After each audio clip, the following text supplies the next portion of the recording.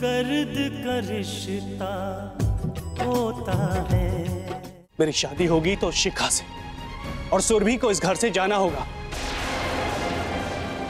और अगर सुरभि इस घर से नहीं गई तो समझ लीजिएगा आप लोग मुझे खो बैठेंगे।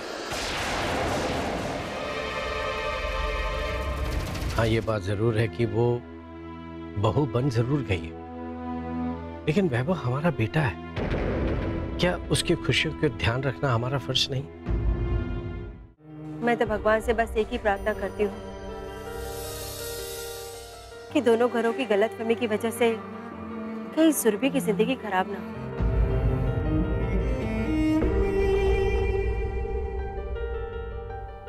शायद यही तकदीर है भावना कि हर रिश्ता अब एक दर्द का रिश्ता बन चुका है,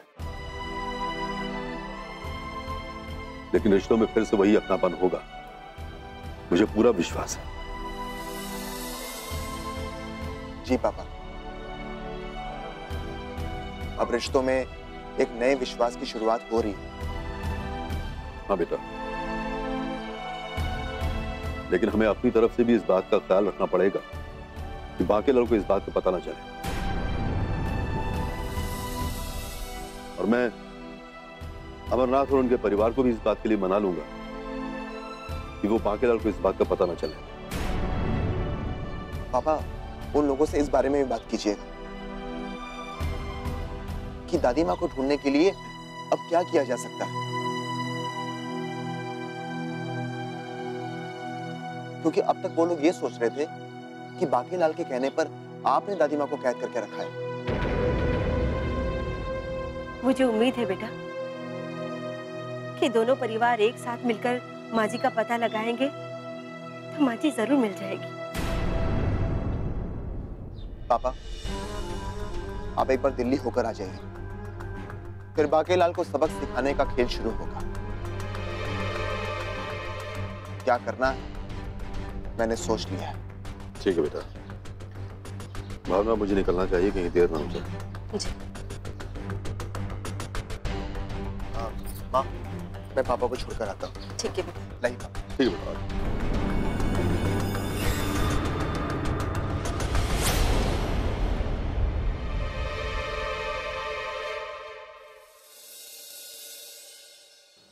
क्या बात है, इतने बेचैन क्यों हैं आप? अब आपको बेचैन देख के मुझे भी बेचैनी होने लगी है। नैना, तुम्हें नहीं लगता जब से हम इस घर में आए हैं कुछ फीका फीका सा है, कुछ ठंडा ठंडा सा माहौल है? उस घर में था तो कितना गर्म माहौल रहता था।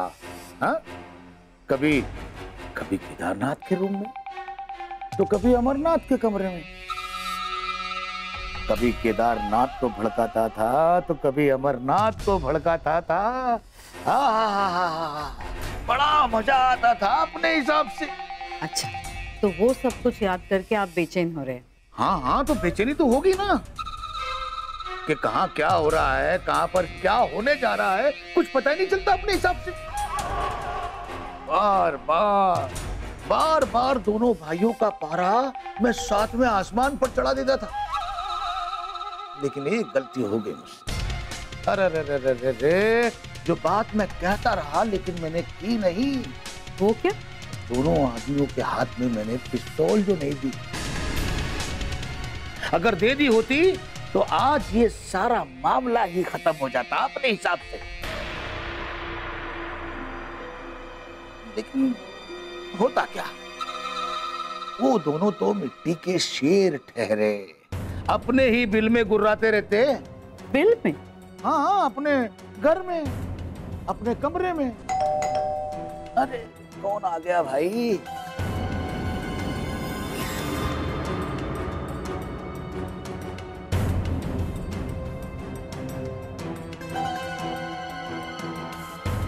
अरे आओ आओ आओ मेरे मिट्टी के शेर। हाँ, मेरा मतलब है शेरों के शेर, महाशेर। आओ आओ बैठो, आओ बैठो, आओ आओ आओ। आप खड़े क्यों हो? बैठो भाई, बैठो बैठो। बताइए आगे क्या करना है? भाई करना क्या है, बिल्ली की तरह रास्ता काटना है और बाज की तरह नजर रखना है। उफ, वही तो पूछ रहा हूं, अब किस पर नजर रखनी है? क्या उस वैभव पर नजर रखनी है? अब जितना जानना था उतना मैं जान चुका। अब वो वैभव के साथ जो लड़की थी ना, उस लड़की पर नजर रखनी है? अरे नहीं नहीं भाई, उसके बाप कालरा पर नजर रखनी है, समझे? क्या कालरा पर नजर रखवाना चाहते हैं आप? हाँ हाँ नैना, हाँ मैंने कालरा से बात तो की है, लेकिन मुझे नहीं लगता कि कालरा किसी का वफादार हो सकता है। अगर कालरा और अमरनाथ दोनों मिल गए तो कालरा अमरनाथ की ताकत बन सकता है, और मैं अमरनाथ को बर्बाद देखना चाहता हूं। इसलिए कुछ दिन तक कालरा पर नजर रखना बहुत जरूरी है, समझे? ये कालरा कौन है? अरे मैं सब बताता हूँ, हौसला रखो, आराम से। तुम्हें मैं कालरा की तस्वीर दिखाता हूँ, कालरा की क्या बल्कि उसके पूरे खानदान की तस्वीर दिखाता हूँ, केदारनाथ और अमरनाथ के पूरे खानदान की तस्वीरें दिखाता हूँ। उसके बाद तुम्हें पता चल जाएगा कि कौन क्या क्या है और किस पर तुम्हें नजर रखनी है अपने हिसाब से।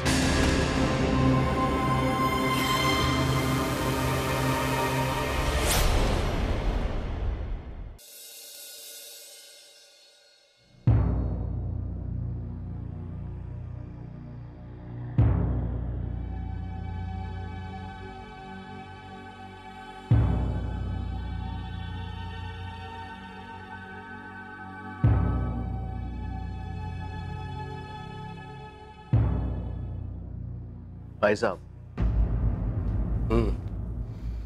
सबसे पहले तो ये बताइए कि आपने सोचा क्या है, उसके बाद हम ये सोचेंगे कि हमें क्या करना है और कैसे करना है। देखो केदार, सच्चाई को तो हम झुठला नहीं सकते, लेकिन आज हमें एक बात का गर्व होता है कि वैभव ने अपनी ट्रैवल एजेंसी खोल ली, और तुम्हें पता है कि उसकी इस ट्रैवल एजेंसी को खोलने के लिए काला ने पैसे लगाए, और वो भी उसकी बेटी शिखा के कहने पे। हाँ, अब सच तो ये है कि शिखा के साथ अगर वैभव की शादी हो गई तो वैभव की जिंदगी सुधर जाएगी। हाँ, ये तो और अच्छी बात है। लेकिन श्रावणी ही समझना नहीं चाहती, उसे तो सुरभि में सारी खूबियां नजर आती हैं। शिखा की आदतें कुछ तो बिगड़ी हुई हैं, लेकिन इस घर में आने के बाद यहाँ के तौर तरीकों से उसे रहना होगा। हाँ, धीरे धीरे वो सब सीख जाएगी।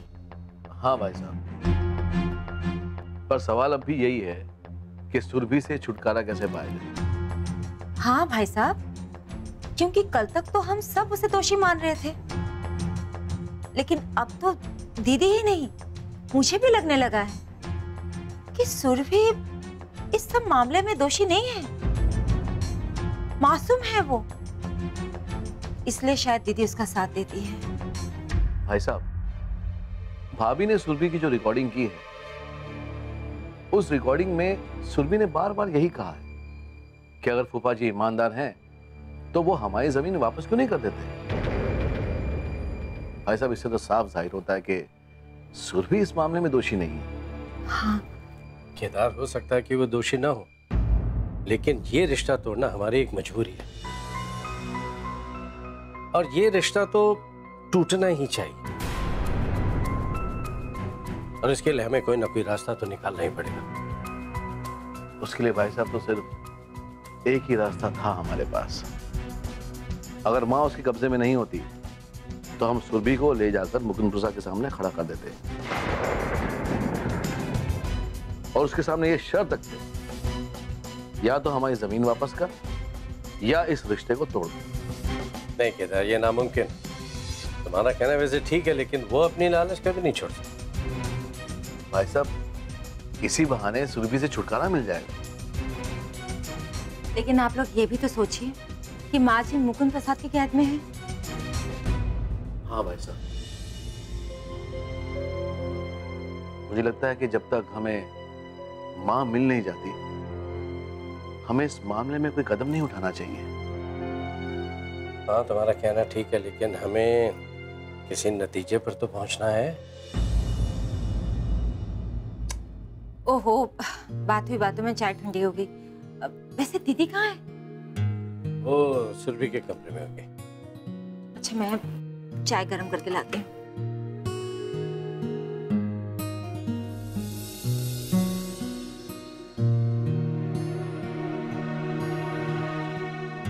क्या बात है भाई साहब? बड़ी अजीब बात है केदार, कि इंसान से एक गलती असमंजस में हो जाए तो परिस्थितियां कितनी भयंकर हो जाती हैं, नहीं? सही कहा आपने।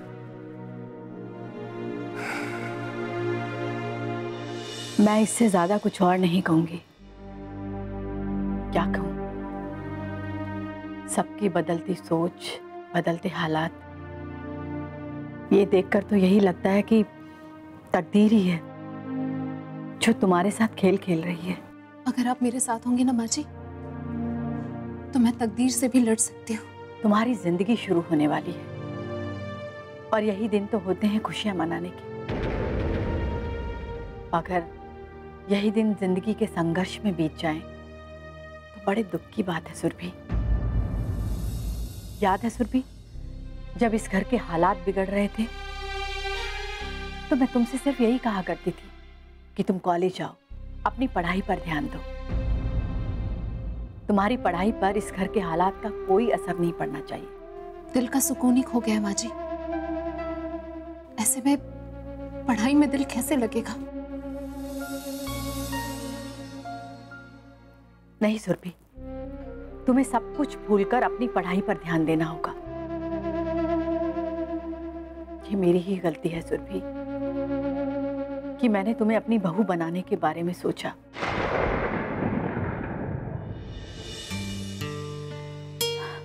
और अपनी इस गलती के लिए मैं कभी अपने आप को माफ नहीं कर पाऊंगी।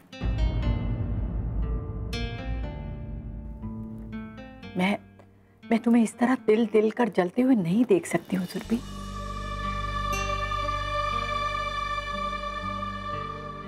अभी अभी आपने कहा ना माँ जी कि मेरी यही तकदीर है। अगर यही मेरी तकदीर है तो फिर इसे कौन बदल सकता है? तुम भी इस शादी के लिए तैयार नहीं थी सुरभि। दिल से घर में कोई भी इस शादी के लिए तैयार नहीं था। फिर भी देखो, रिश्ता जुड़ गया, शादी हो गई। इस तरह के रिश्ते अक्सर बोझ बन जाया करते हैं। सब बोझ उठाए जा सकते हैं, लेकिन बहू का रिश्ता, शादी के रिश्ते का बोझ उठाना बहुत मुश्किल होता है। जिंदगी भर इन रिश्तों का बोझ उठाए घुट घुट कर जीने से बेहतर तो यही होगा सुरभि कि इन गम से छुटकारा पालो। ये तो अपनी अपनी सोच है माँ जी। कुछ लोग रिश्ते को बोझ समझते हैं तो कुछ लोग इस बोझ के साथ जीना ही अपनी जिंदगी का मतलब समझते हैं। मेरा मानना है कि ये रिश्ता ईश्वर की मर्जी से जुड़ा है, तो फिर उसे वही बचाएगा। सुरभि, तुम समझ नहीं रही हो। जब वैभव ही तुम्हारा नहीं है तो किसी और से क्या उम्मीद रखोगी तुम?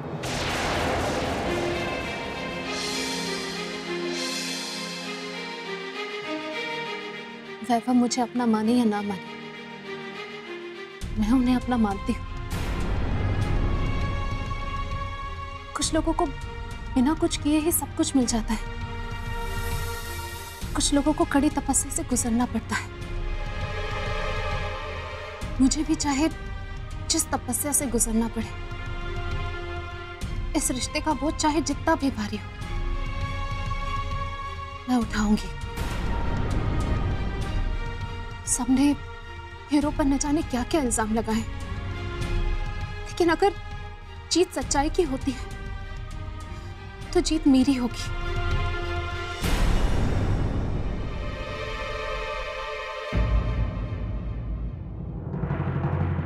लीजिए, ये सुनिए।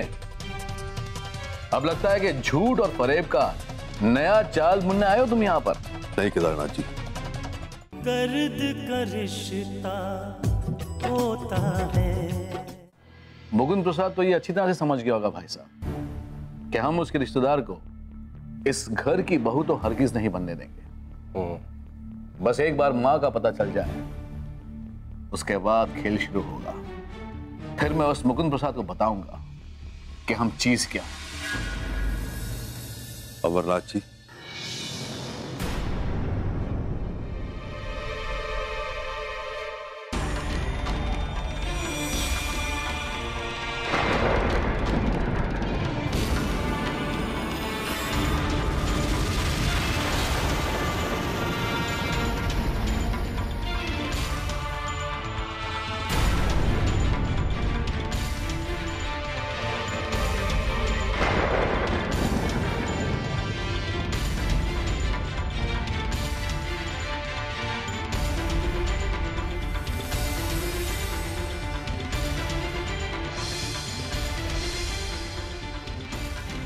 मुकुंद प्रसाद चौरसिया,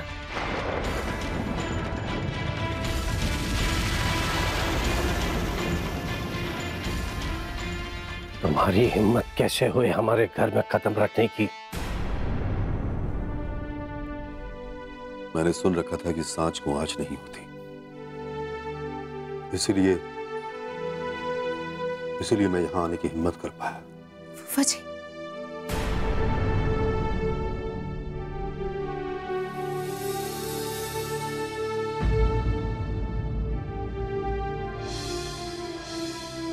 ओ, तो तुम अपने आप को सच्चा समझते हो।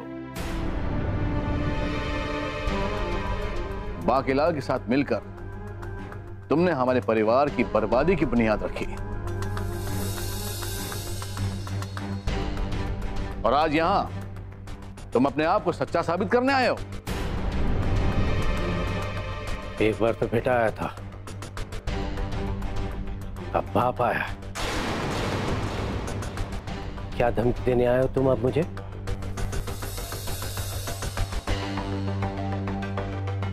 आपको मेरी मजबूरियों को जितना फायदा उठाना है आप उठा लीजिए। मजबूर तो हम हैं मुकुंद प्रसाद चौरसिया, क्योंकि हमारी मां तुम्हारे कब्जे में है।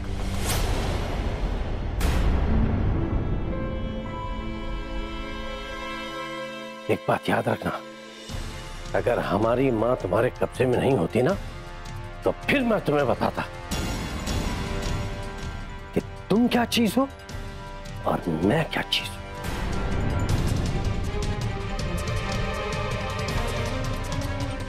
माता जी मेरे कब्जे में नहीं है।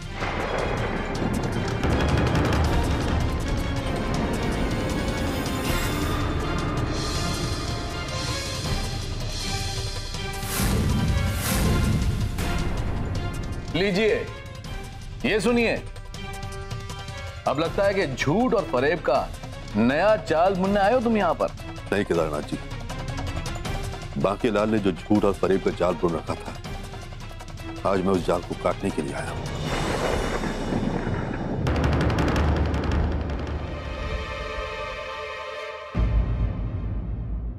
बस एक प्रार्थना है आपसे कि बाकीलाल को इस बात का पता ना चले कि मैं यहां आया था, वरना हो सकता है कि वो माता जी को नुकसान पहुंचाने की कोशिश करे।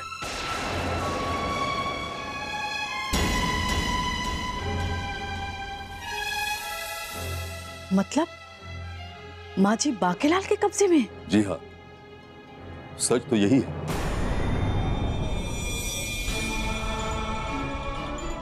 कि बाकीलाल ने माता जी को न जाने कहां कैद करके रखा हुआ है। झूठ मत बोलो,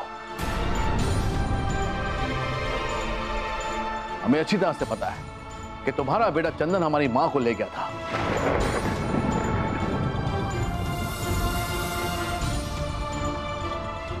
इस तरह से सर झुकाकर बात मत करो मुकुंद प्रसाद, धमकी भरे लहजे में ही बात करो हमारे साथ।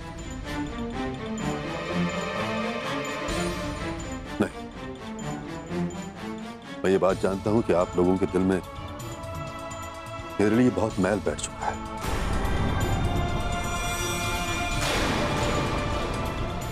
लेकिन उसका जिम्मेदार बांकेलाल।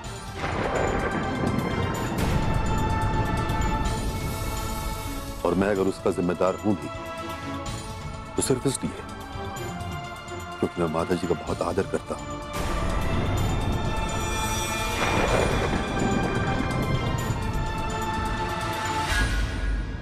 उन्हें अपनी मां की तरह माना मैंने, उन्हें अपनी मां की तरह ही आदर देकर अपने घर में रखा मैंने।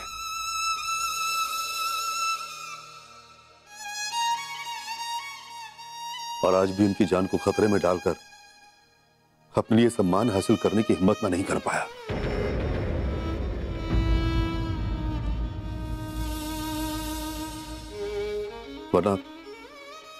वरना बहुत पहले ही मैंने आपको सब कुछ बता दिया होता। झूठ बोलते होता, एकदम झूठ।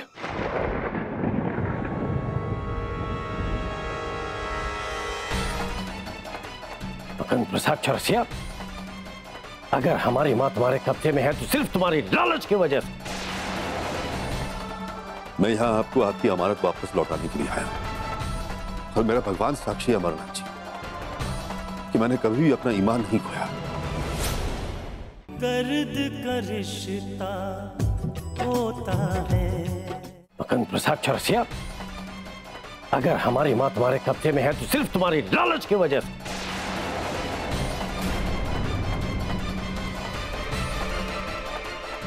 मां की 40 एकड़ जमीन की वजह से। नहीं, आप लोगों ने मुझे झूठा कहा, फरेबी कहा, बेईमान कहा। और मैं सब कुछ चुपचाप इसलिए सुनता रहा क्योंकि मैं माता जी की जान को खतरे में नहीं डालना चाहता था।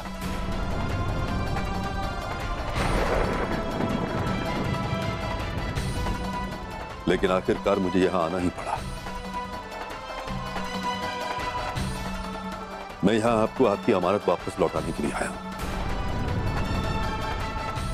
और मेरा भगवान साक्षी है अमरनाथ जी कि मैंने कभी भी अपना ईमान नहीं खोया।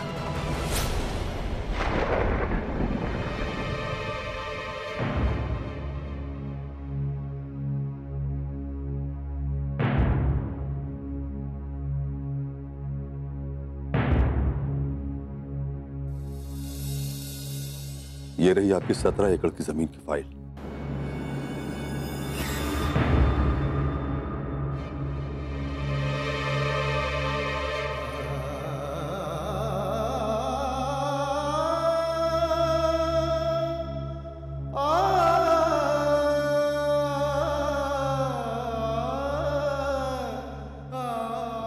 और मैं माफी चाहता हूं कि मैं आपकी 40 एकड़ की जमीन आपको वापस नहीं कर पाया।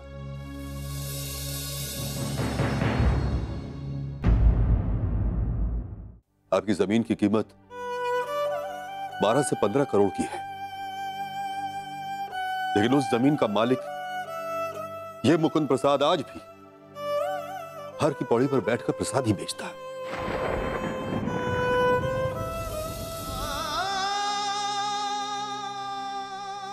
फूफा जी,